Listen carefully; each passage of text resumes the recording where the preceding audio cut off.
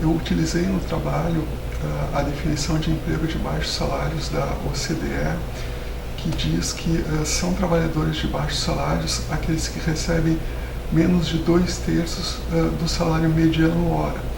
Bem, o que eu proponho no texto? Tá? Eu proponho o seguinte, que a regulação institucional dos salários, aqui representada pelo salário mínimo, como o salário mínimo ele teve um crescimento real importante no período de 95 a 2014, ele fez com que houvesse uma redução da desigualdade da estrutura salarial e com isso ocorresse também uma redução da incidência de empregos de baixos salários aqui na região metropolitana de Porto Alegre. Se a gente comparar o ano de 95 com o ano de 2014, o salário mínimo, hora real, ele cresce mais de 100%, cerca de 105%, enquanto a gente tem nesse período, tá, de acordo com a definição que eu utilizei, uma redução da incidência de empregos de baixos salários de 28,1% no ano de 95 para 14,7% no ano de 2014.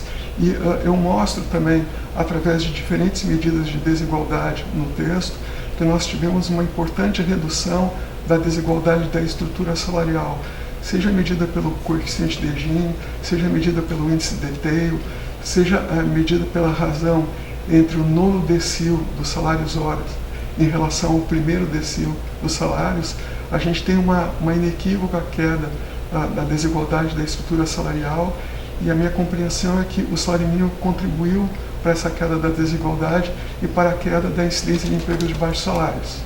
Eu utilizo um indicador no meu texto, que se chama índice de Cates.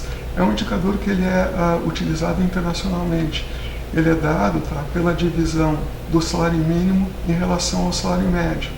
E como o mínimo ele cresceu muito mais do que o médio, ele contribuiu em alguma medida para comprimir a estrutura salarial, para reduzir a dispersão dela e a desigualdade da estrutura salarial.